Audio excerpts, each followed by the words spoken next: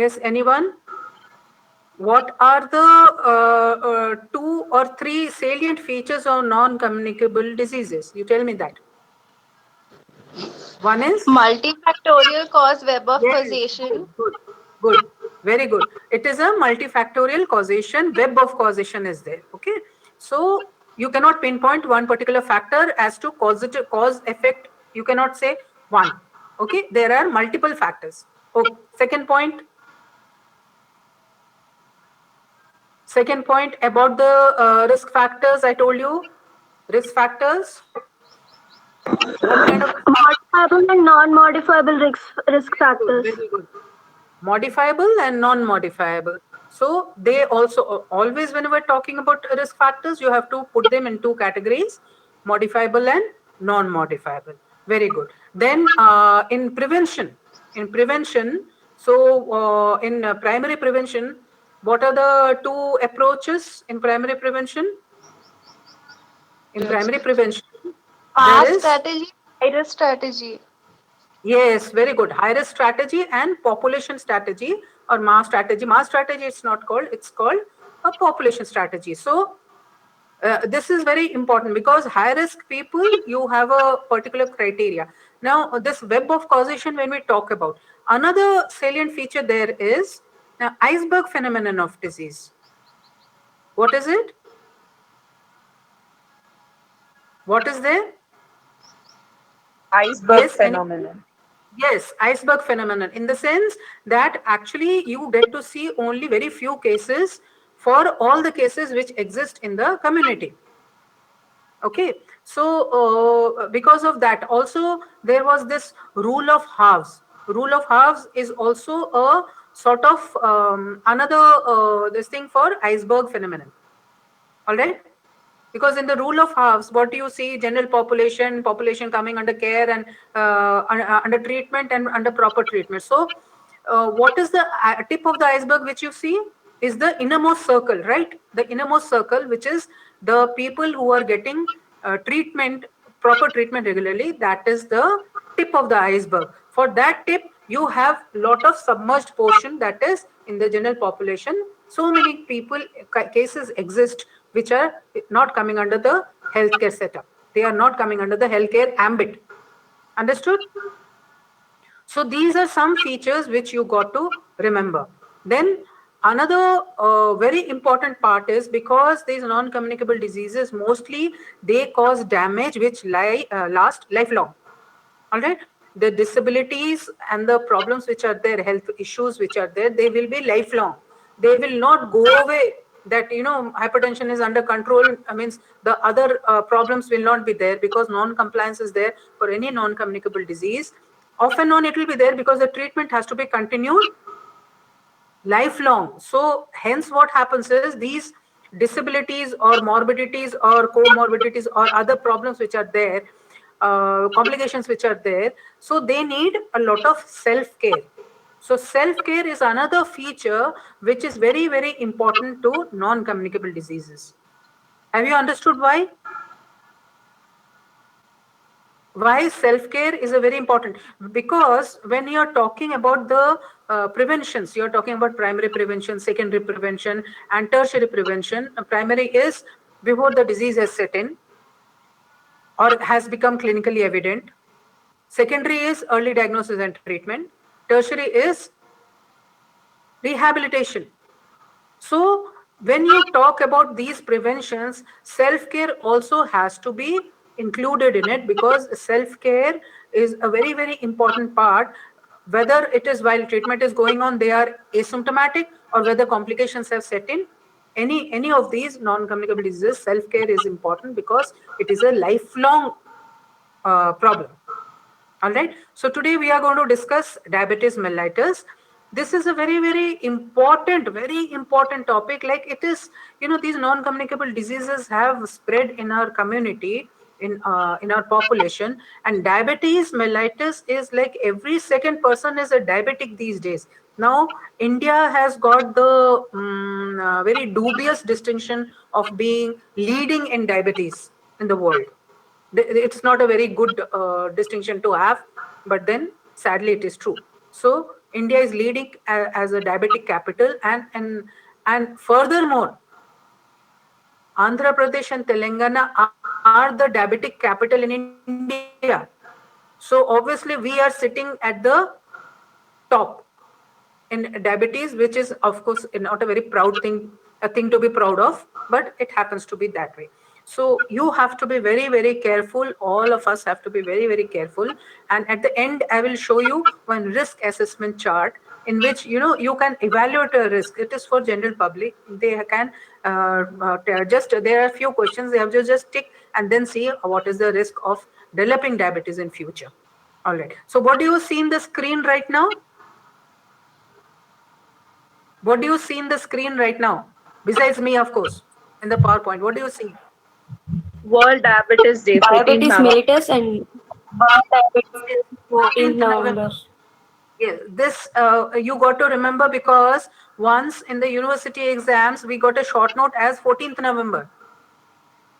All right. So then 14th November, plenty of people wrote about Children's Day, which is actually not, because how are we concerned about Children's Day? It has to be health issue. It is World Diabetes Day. So sometimes such a thing might also come in the exam, university exam. So this 14th November World Diabetes Day, you got to remember along it being what? Children's Day, isn't it? We know it's a Children's Day, 14th November, but it is also World Diabetes Day. Okay, so let's start the class. Now you see, what does this show you? Basically, stomach, when you eat food, stomach converts food to glucose. Then and that is the stimulus. When you're eating, the stimulus is then pancreas produce sufficient insulin because of the stimulus by the food which is going there, and then this converts this glucose, which is a this thing of food digestion. This goes into the blood, and from the blood it goes all to all peripheral organs, and thus this is the fuel. Glucose is the fuel by which all our cells, organs, and everything functions in our body. What happens is when abnormal insulin sensitivity is there, that is hyperinsulinemia is there, which is again happens when there is central obesity. The slide has not changed for you people. Is it the same slide which is still there? I have changed the slide. I don't know. Here I can see a different one, and let me see. Yeah, now it is lagging behind actually. Now can you see the slide in which I've shown hyperinsulinemia? But the thing is, I am getting a different slide. You people are getting a different slide. I don't know what is this discrepancy. So it is defined. It is basically diabetes mellitus is a metabolic abnormality. It is a metabolic abnormality in which what you see, bottom line is you see hyperglycemia. That is, glucose in the blood has increased. So whatever be the mechanism, it is basically a metabolic disease. So it results in disturbance of carbohydrate and fat and protein metabolism. All of them, there is a disturbance. So it could be because of absolute or relative deficiency of insulin secretion or insulin action. So the bottom line is glucose has increased in the blood. That has resulted in diabetes mellitus. So what could be the reason? One reason is there is less of insulin being produced. Second reason could be insulin is produced adequately, but it is not able to act in the target organs. Third is the target organ itself, there is a resistance, there is a problem out there. Understood? So at one point we start from the production level, that is insulin secretion is less, that is the pancreas, the beta cells are not able to produce insulin. Okay, one is that some defect has taken place, some damage has taken place in the pancreas, some probably genetic problem is there, something is wrong there with the pancreas, so insulin production is less or not there. Second is insulin is there, but there is some defect with the insulin itself. All right. So there again could be a genetic problem. Something is wrong with the insulin which is being produced. Third is the target organs, the target receptors which are there. either the receptors could be less or they are not sensitive to this insulin. So for example, an obese person, obesity, there the receptors, they become little less sensitive to insulin. So obese people, they generally develop diabetes, and then once they reduce their weight and all that, again they become normoglycemic. So it could be that end organs are not actually responding to the insulin. All right. So with all that, what is happening is basically the glucose which is getting absorbed from the GI tract is staying in the blood because it is not getting used up by the target organs. Understood? Is this much clear? So it is basically a group of metabolic disorders characterized by high blood sugar, what I explained to you. So either due to the pancreas not producing enough insulin or the cells of the body not responding properly. So now we have three main types of diabetes mellitus. This is the classification. Again, I think there is a discrepancy in the slides. All right. So have you seen this slide? The one which is there, which I just explained to you, that is written there. Diabetes is either due to the pancreas not producing enough insulin or the cells of the body are not responding properly. So now there are three. The classification, which is WHO classification, which is there, diabetes mellitus, there is type 1, type 2, malnutrition related diabetes mellitus, and other types that is secondary to any pancreatic hormonal drug induced. So type 1 or insulin dependent diabetes mellitus. Type 2 is non-insulin dependent diabetes mellitus. Third variety is malnutrition related diabetes mellitus, MRDM. And other ones are secondary to pancreatic hormonal drug induced genetic and other abnormalities. This is one, diabetes mellitus. Second one is impaired glucose tolerance. Second is impaired glucose tolerance, and third is gestational diabetes mellitus. So there are basically these three types of diabetes mellitus. What are they? First one is diabetes mellitus, second one is impaired glucose tolerance, third is gestational diabetes mellitus. This is WHO classification. Under the diabetes mellitus, that is the first one, we have type 1, type 2, MRDM, that is malnutrition related diabetes mellitus, and other ones in which they are secondary to some metabolic problem like pancreatic problem, hormonal, drug induced, genetic, or any other. So this is the classification by WHO. This chart is there in your books. Then now that chart has come onto your screen, whereas it has gone from my screen. So there is some discrepancy going on there anyway. So can you see now type 1, type 2, malnutrition related diabetes mellitus. I'll just explain by and by to you about these. Okay. Now, type 1 diabetes, it results from failure of the pancreas to produce enough insulin due to loss of beta cells. Something is wrong with the beta cells. So, the beta cells are just not producing any insulin. It could be absolute failure or relatively slowly it reduces. So mostly these were earlier referred to as insulin dependent diabetes mellitus or juvenile diabetes, but it is called type 1 these days. All right. So it could be that one etiology is thought of that it could be an autoimmune disorder, in the sense our own antibodies have gone and attacked the beta cells, and thus they have got damaged and they are not producing insulin anymore. So it is loss is caused by autoimmune response. Another autoimmune response which we had recently discussed was in rheumatic heart disease. Rheumatic heart disease, ma'am. Yes, in rheumatic heart disease, in which basically the antibodies which are produced in our body, they get confused. They identify our own cells. They are supposed to go and attack the foreign material, foreign body. Foreign cells. But what happens is their signals are getting confused, and they come and attack our own body cells. This is called autoimmune. So RHD was this thing, though. To begin with, it was an infectious etiology, but then it doesn't come under infectious, it comes under non-communicable because it is basically an autoimmune method which has resulted in it. So type 1 diabetes mellitus is also quite similar. The cause is not known, why it happens, why it is causing that, we really don't know. Now, type 2 diabetes becomes, it starts with insulin resistance, in which basically the cells, that is the target organs, they fail to respond to the insulin properly.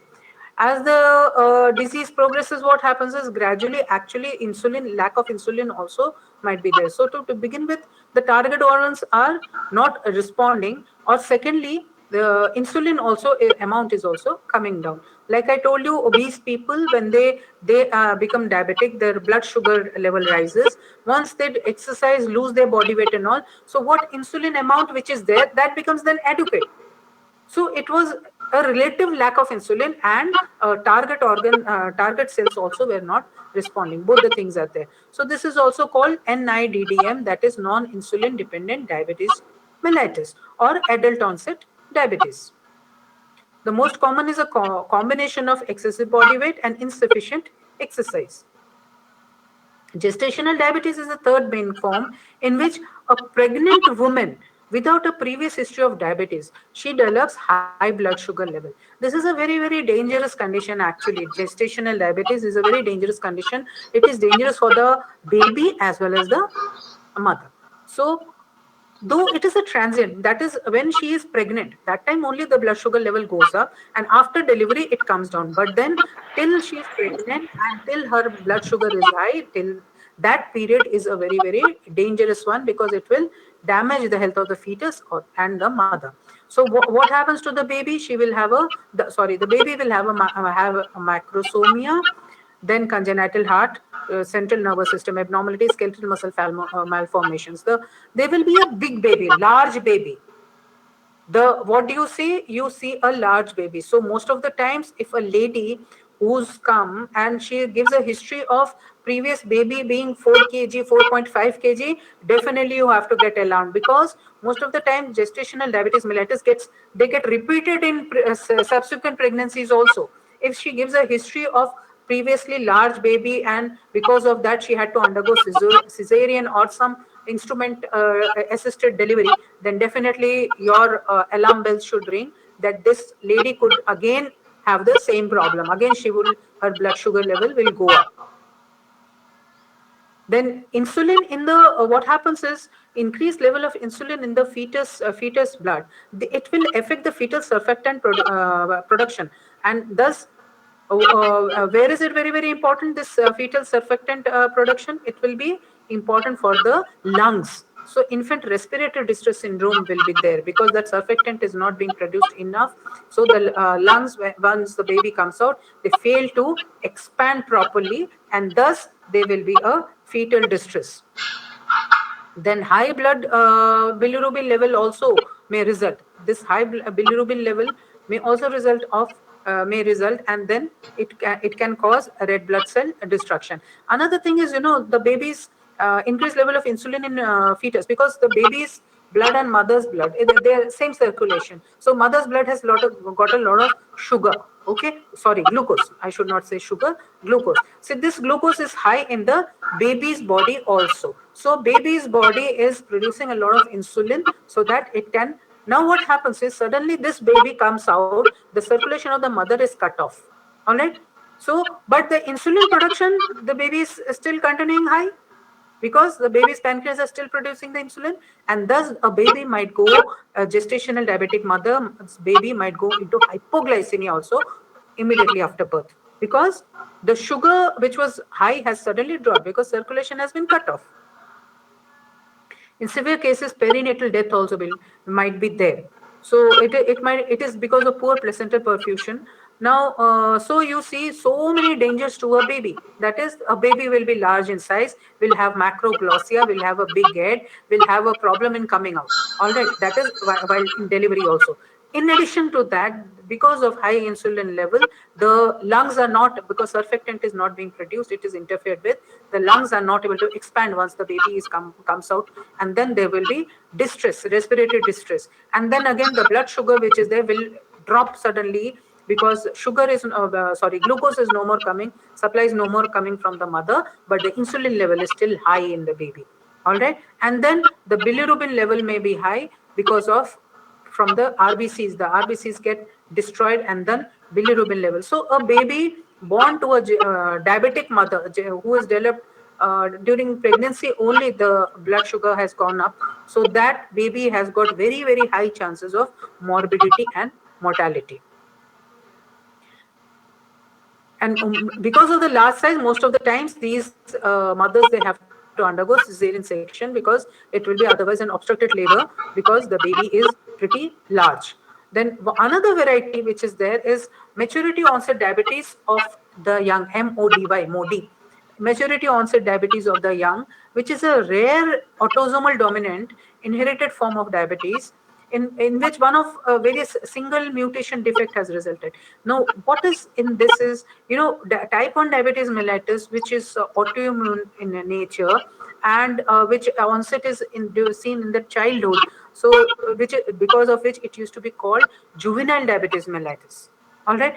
But and those people, they have to be given insulin. Without that, they cannot survive. They have to be given insulin injections from outside. Whereas this maturity onset diabetes, which is due to a single autosomal dominant single gene mutation, this they have, you see, onset diabetes of the young, maturity onset. Why is this called this term? Because they might come in a young age. They are not exactly juveniles. They are not small children. They will come at a young age. And the another different differences, they will be presenting a little older age group, not exactly when they were juveniles. And secondly, they can be managed.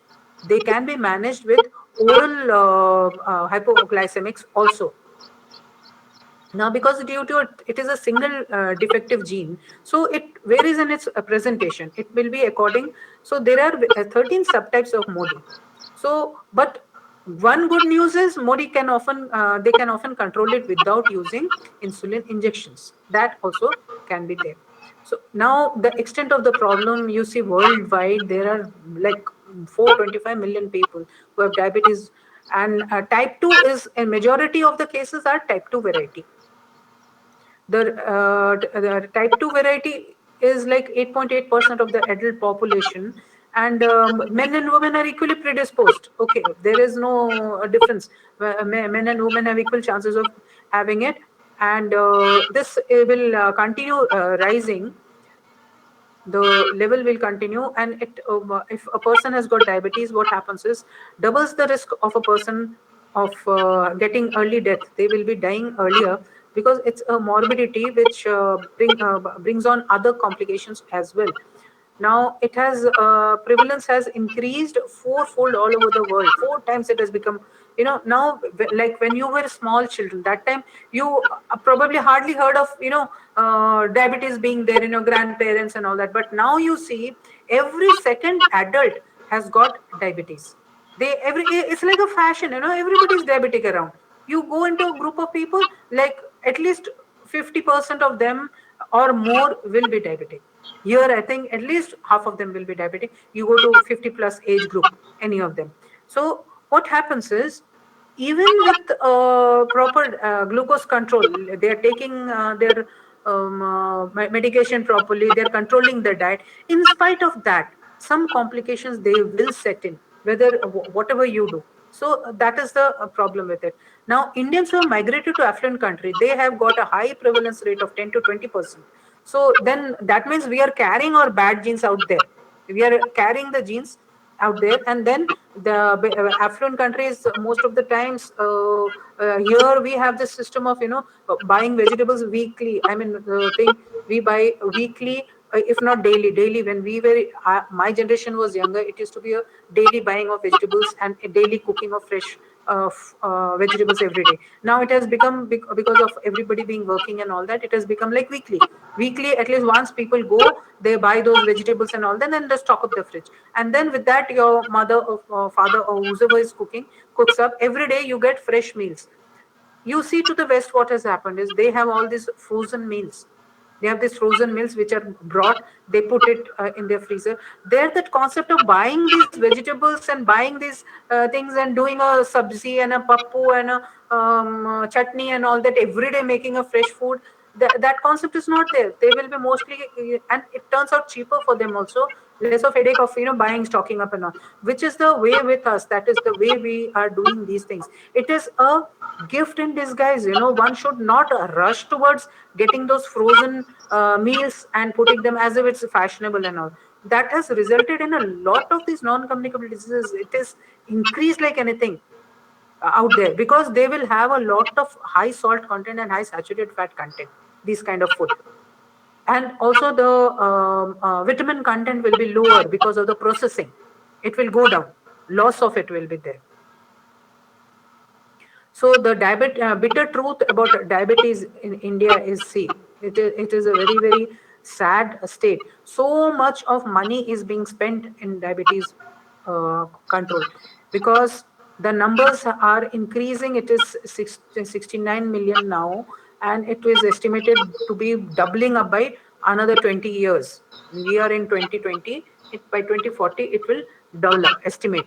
So there has been a 128% growth rate in diabetics, all right, which is nothing we should be proud of. So we have the unfortunate privilege of being the diabetes capital of the world. Very, very sad.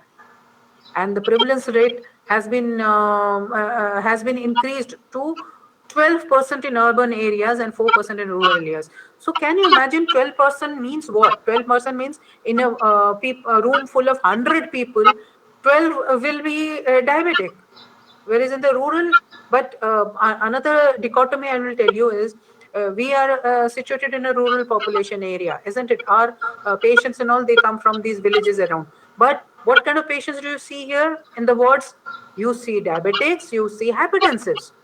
So the rural people also are getting affected, in spite of all the things which we associated with urbanization. That is high saturated fat intake, high body weight, that is obesity, sedentary lifestyle, fast food. All those things are not there in the villages. They are thin. They go and work, they are heavy workers. They go and work in the fields and all. Their calorie content is not very high, if at all. Like, they are hardly getting the daily calorie requirement also. They are managing somehow, maybe less than that. But then, why is it? Why are so many people diabetic in the rural areas also? There is something called malnutrition related diabetes mellitus. You still saw in the classification, malnutrition related DS, MRDS. So malnutrition related diabetes mellitus is when a child is malnourished, when a small is malnourished. That is the time a child's immune system is also very, very low. And then that time, infections, it could be viral infections, bacterial infections, or chemical assault or whatever, they damage the pancreas as well. They cause damage to the pancreas. These malnourished children, they have some damage to their pancreas also. And thus, what happens is, when they grow up, when their requirement for insulin goes up, that is the time it falls short, and thus they develop diabetes mellitus. So this is the poor socioeconomic strata people becoming diabetics when they become adults. Have you understood? So this is malnutrition related diabetes mellitus. Now we talked about the risk factors, modifiable and non-modifiable. So the non-modifiable ones, which we can't do much about, is, or anything about, is history of gestational diabetes, in which the lady has got this history. She has got high chances of becoming a diabetic later. Then race and ethnicity, like I told you, Indians, when they go and settle abroad, they become like, here if it is like 4%, they become 12%, 20%. Chances become 4 times when they go and settle in affluent countries. Then age over 45 years of age, and family history of diabetes. So these are the non-modifiable: family history, age, race, ethnicity. Now, sex is the same predisposition is there for males and females. And the modifiable risk factors are physical inactivity, high body fat, or obese person, then high blood pressure, and high cholesterol. These are modifiable. I don't know why the slow out here. This slide is not going. Another slide has come. The previous slide, yeah, now it has come. So these are the modifiable factors and the non-modifiable factors. Can you see them now? So again, throughout all these non-communicable diseases, the modifiable and non-modifiable, they are sort of quite the same. So here, hypertension, high cholesterol levels, obese person, sedentary lifestyle, all those things, they are the modifiable risk factors. Okay. Now, yeah. Now you see normal blood, adult blood sugar. The slide has changed there, but here it is different. Okay, so simple blood sugar test, what you see is normal adult 88 to 100. I'll do up and down for the slide. Let me see if it changes again. Now it has come. So blood sugar level 80 to 100 milligram percent is supposed to be normal level. Fasting should be less than 100. And on glucose tolerance test, you should have oral glucose tolerance test less than 140 milligram, and HbA1c should be within 4% to 6.5 is the cutoff normally taken. 4% to 6% is said to be normal range, and more than 6.5% HbA1c. Now, HbA1c is very, very important for a follow-up, because life of a RBC is around 120 days, and hemoglobin, with that hemoglobin, the glucose gets combined. Okay, so when HbA1c test is done, it is showing last 3 months, that is 120 days of what was there, what kind of control was there. Sorry, last 3 months, what was the control. So if it is more than 6.5%, definitely this person has not been controlling the blood sugar, even though right now the blood sugar fasting, PPA and all might be normal, but HbA1c comes abnormal, means the person is not under good control. So 4-5 days of control and showing a normal, this thing will not do.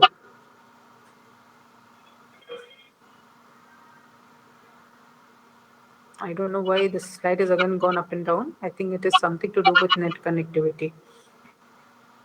So smoking, dyslipidemia, poor fitness, obesity, hyperglycemia, hypertension, and all these factors, they have an effect on heart. Now the symptoms.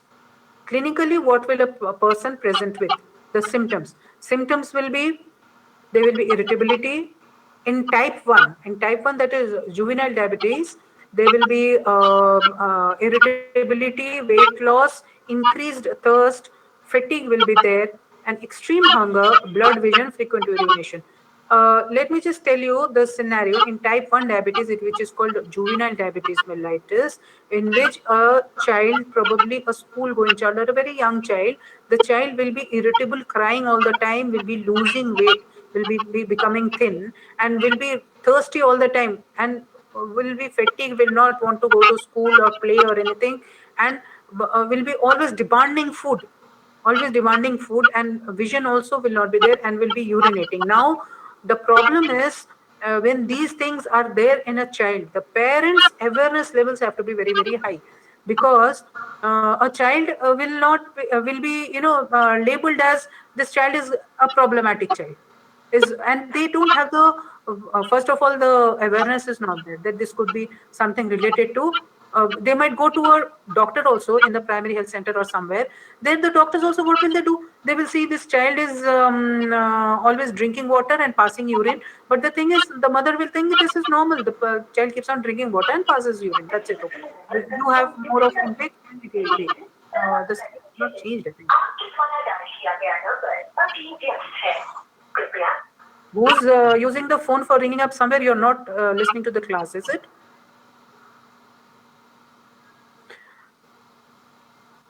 So then, and in type 2 diabetes, what will be there?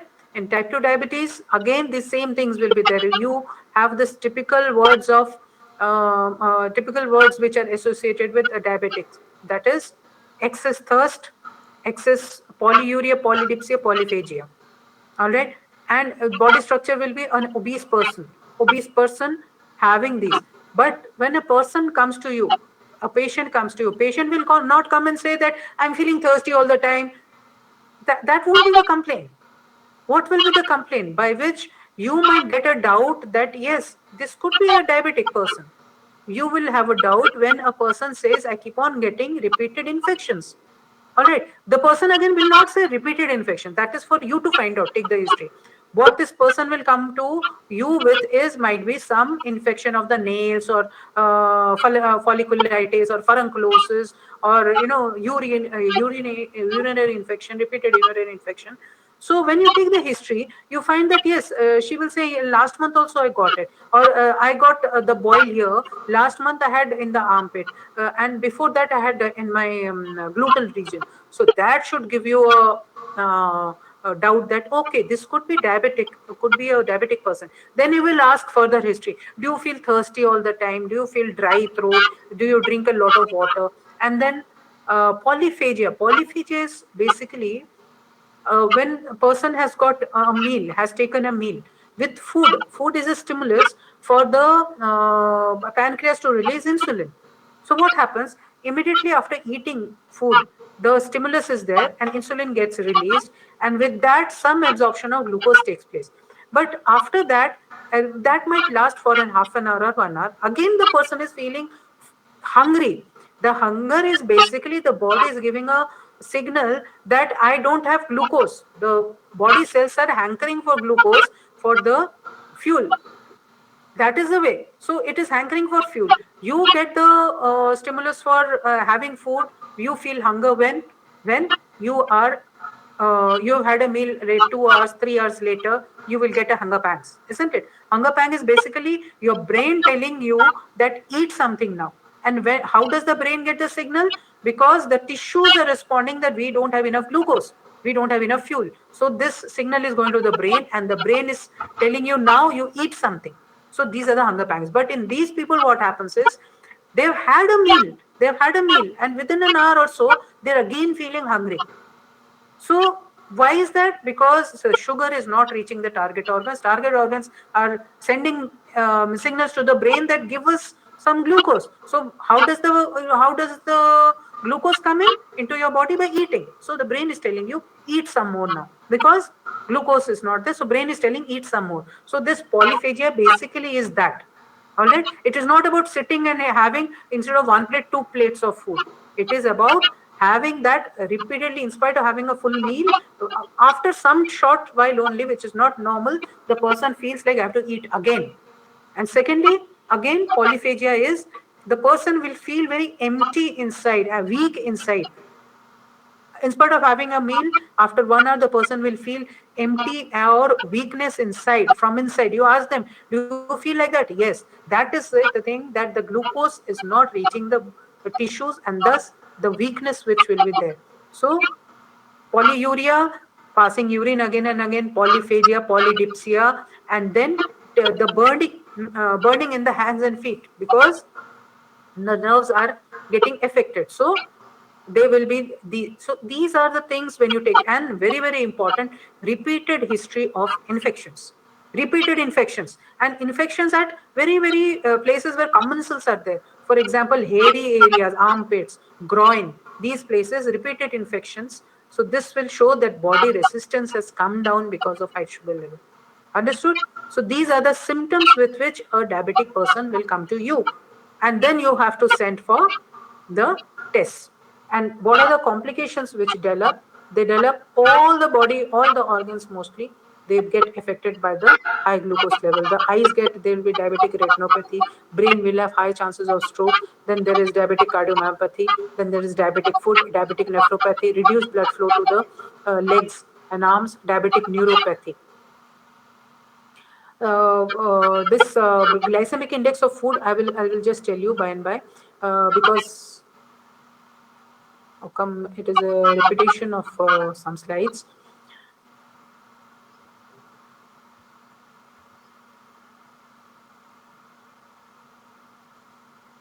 +50, there is now the age, I mean the agent, host, and environment. About the host, what will be there? You will see mostly increases there with age above 50 years of age.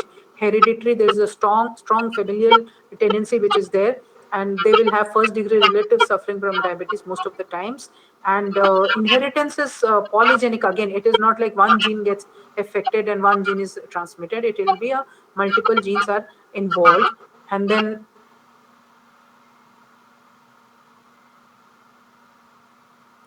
obesity is one factor which is very, very important. So when a person loses weight and it is, it is not although obese, even if a thin person has got diabetes, that person exercises. What happens is with exercise, the peripheral utilization of sugar improves, because of probably the cardiovascular system perfusion improves, and peripheral utilization of blood sugar also improves. It is not the only the obese diabetic people have to exercise, even the thin people who are diabetic, they have to exercise. So there is some network connection problem out here. The message is coming.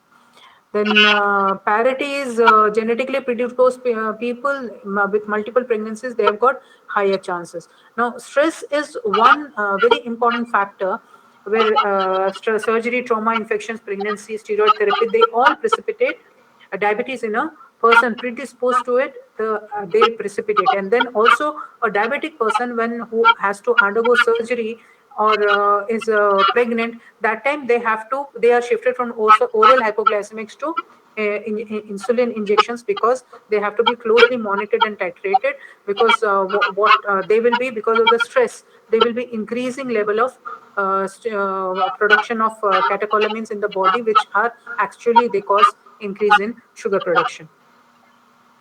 There's something called insulin resistance syndrome or syndrome X.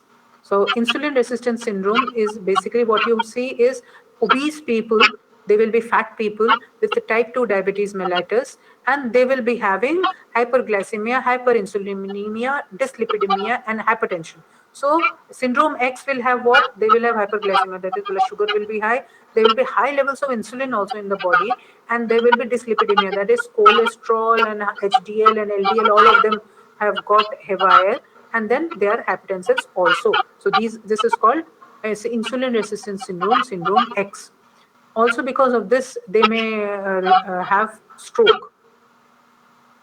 Now, agent, again, pancreatic disorder, defect in the formation of insulin, destruction of beta cells, decreased insulin sensitivity, genetic defects. These are the agents which could be in agent host environment, the factors.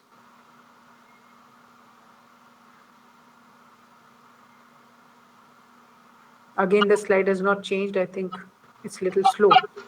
And in the host, what do you have?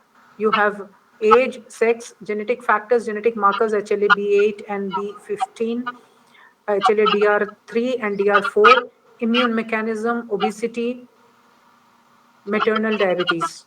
These are the factors in the host. I don't know if the previous slide came, because now I can see only this slide which has come. Environment, what do we have? I'm talking about agent host environment. Agent is what? The damage to the pancreas, decreased insulin secretion, genetic defects in the insulin. These are the agent. Host is of the people. What are the things which are there? That is sex, genetic factors, genetic markers, immune mechanism, obesity, and all that. And in the environment, what do we have? Sedentary lifestyle, diet, dietary fiber, less of dietary fiber, then malnutrition. Malnutrition related diabetes mellitus, I told you. So malnutrition, then alcohol intake, having viral infections, chemical agents attacking the body, stress, and others. These are the environmental factors, agent, host, and environment. Okay, so these are the environmental factors which are there. Now again, I don't know, the slide has not come. What I can see, it has not come to you. Now I think the host factors have come. Now you can see the host factors which I was talking about. After this, the slide which I want to show you is general population, what you want to do, and population at risk, what you want to do. General population, what you want to do is manage weight, food overall diet quantity, and quality. Quantity matters, quality also should be maintained. Focus on foods. Then overall eating pattern has to be changed. Then physical activity, smoking, other lifestyle factors. These are all for general population. And for population at risk,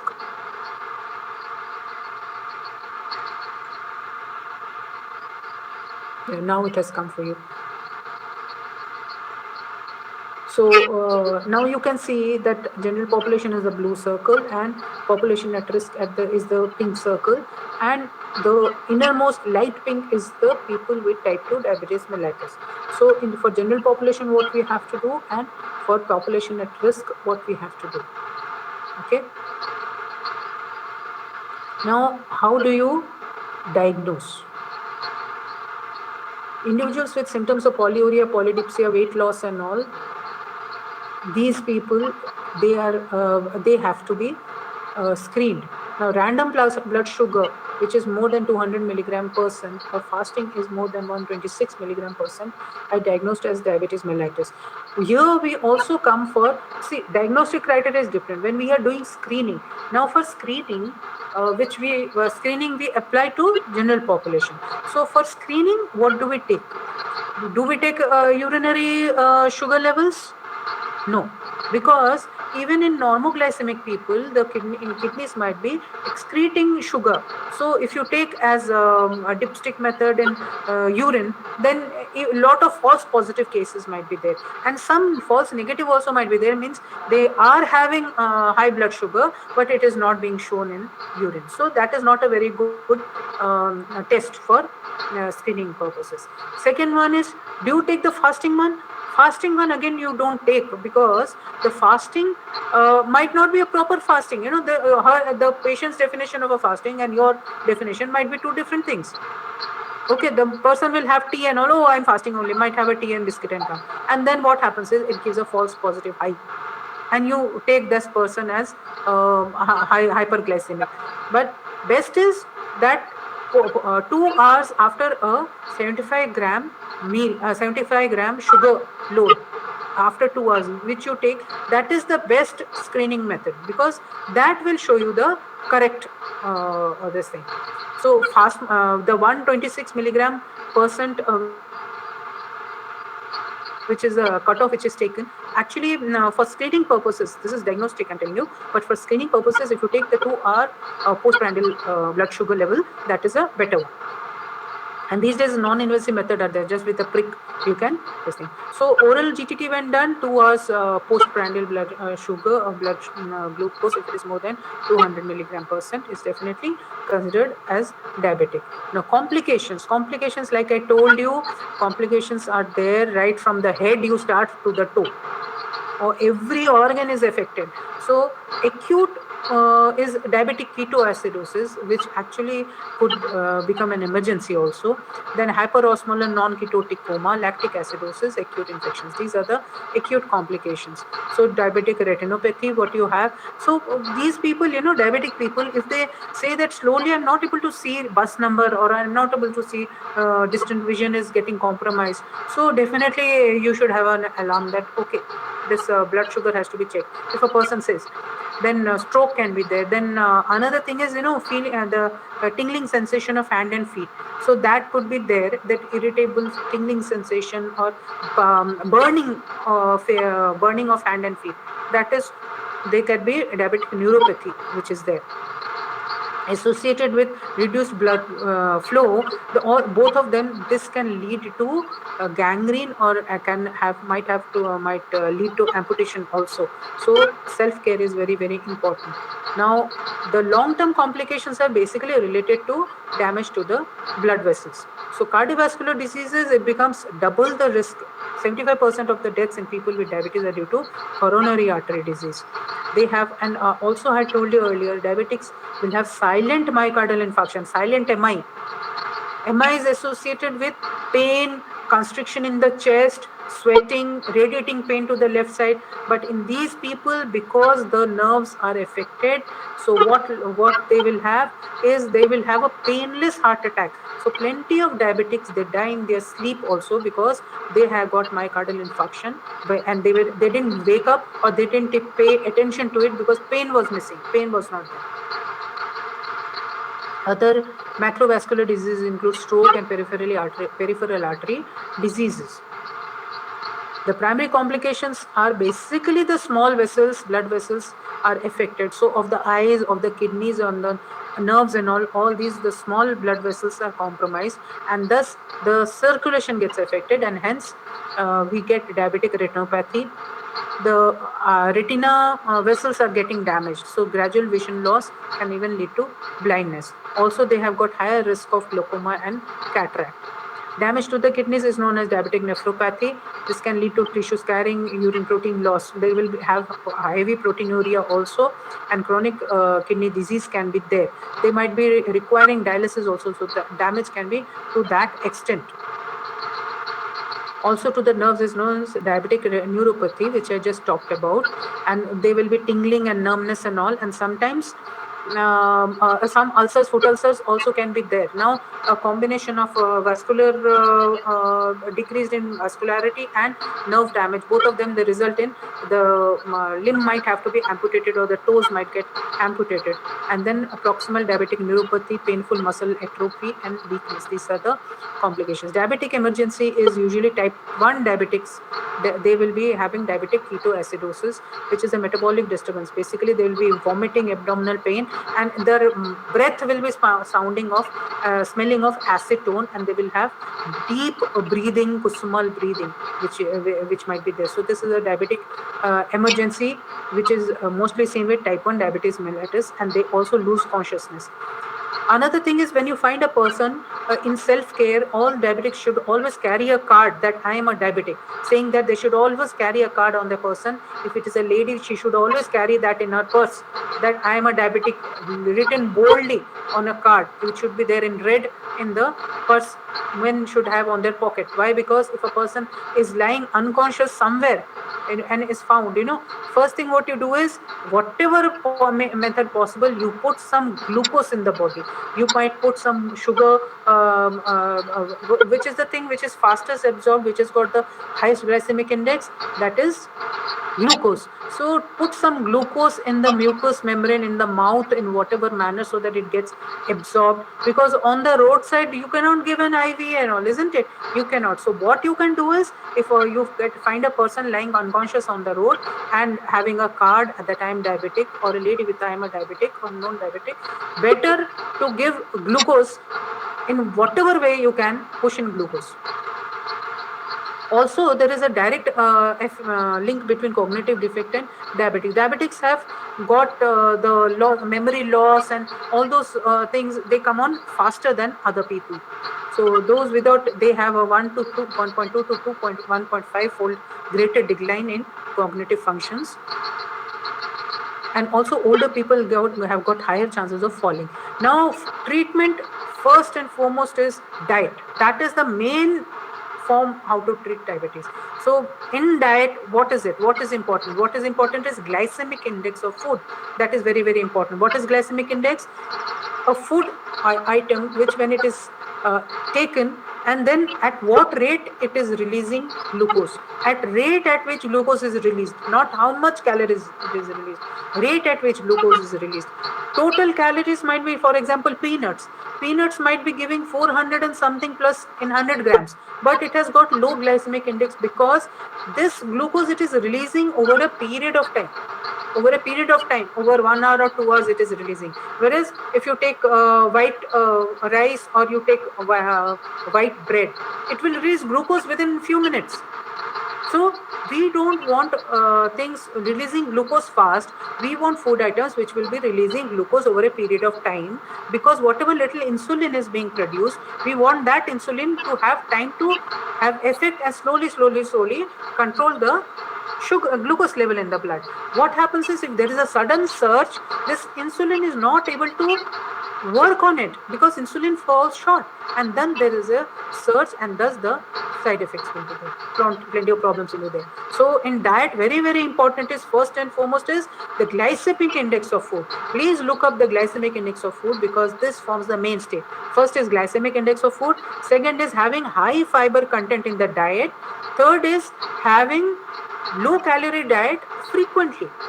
Frequent small meals, small frequent meals, high in fiber, low in calories, every 2 hours or so. What happens is, with like I told you earlier also, with each meal the stimulus comes for release of insulin. So what happens with small meals, with high fiber, the the glucose which is released will be less, but the stimulus will be there to release of insulin. The stimulus will come. So with that, every 2 hours, the insulin release will be there from the pancreas, but the load of glucose will be low because the kind of food you are eating. So diet, you got to remember three things, very, very important. One is low glycemic food should be preferred, not high glycemic index food. Second is high fiber content, complex carbohydrates should be taken, whole grains should be taken. Third is frequent small meals which are low in sugar levels, low in carbohydrate, and high in fiber. Got it? So this is very, very important. The diet, once if the diet with diet and lifestyle changes, modifications, still nothing is happening, then oral drugs should be introduced. And if oral drugs and diet is also not still able to do their job, then you add insulin injections. So glycemic index, like I told you, out of 100, high is 70 to 100, medium is 56 to 69, and low is 0 to 55. So we want glycemic index, the food items which have less than 50, we prefer those.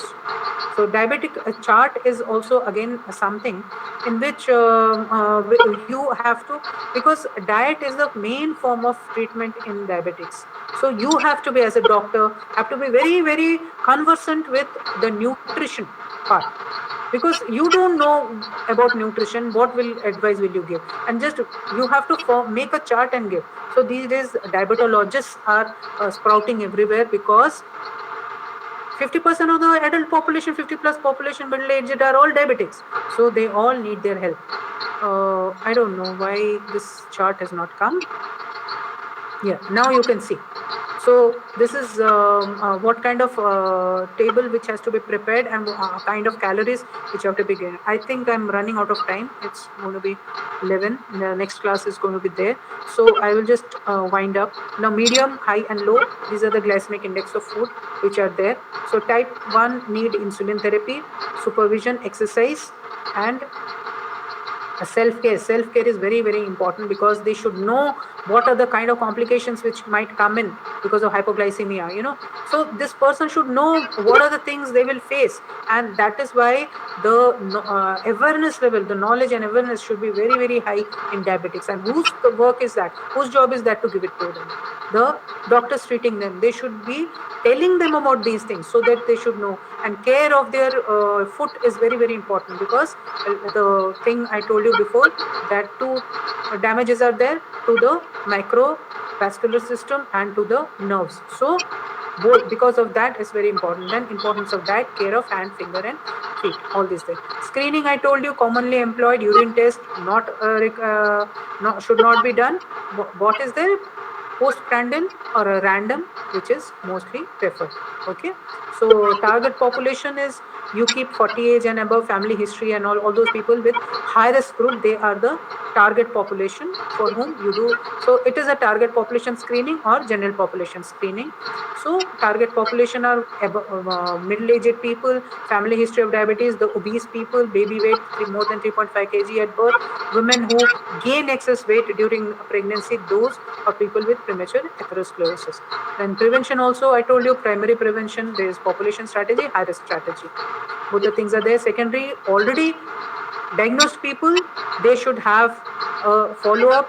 Then regular education forms a very, very important part. Self-care forms a very, very important part, and regular follow-up. And these days they can do self-monitoring. They don't have to come to the hospital. Then a strong family history and a genetic predisposition, those people, they have to be carefully monitored. All right. So this is, I'll just tell you comparison feature in type 1 and type 2 diabetes mellitus. Type 1 will be suddenly, mostly in children, thin or normal. Ketoacidosis will be very common. Auto antibodies will be present, and indigenous insulin will be low or absent. And identical twins will have 50%, and the prevalence is 10%. Type 2 diabetes, they are 90%. They are there. Oh, that chart is not coming to your this thing. It is gradual, mostly in mostly in adult life it is seen. Now it has come, that chart has come. You can see the difference. So what we have been talking about all this time, you can see here. So type 1 will be more in children, they will be thin built, and they are likely to go into ketoacidosis very often. And then the indigenous insulin will be very, very low, and type 2 will be middle-aged people, fat, and they might be having some amount of insulin in their body. So you can see the differences between them. And then what I had told you about the self, no, that one, where is it? Guna bar. అంటుందా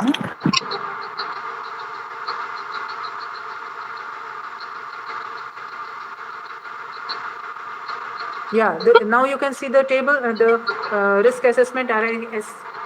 So this is self-risk assessment, which you can do. You can just fill up the boxes and see what is your score, and this is given to general population so that they can assess their own score and then see whether they are at a risk for becoming diabetic or not. All right. So that finishes the class for diabetes mellitus. All right. I hope those who have been listening, because this is a very, very important part, but some people, I know you people have been on your calls and doing other nonsense. All right. After, like I told you, after your regular classes resume, you will be put exams for all these topics which are there. All right. So that's it. Bye for now. I'm finishing the class now. Okay.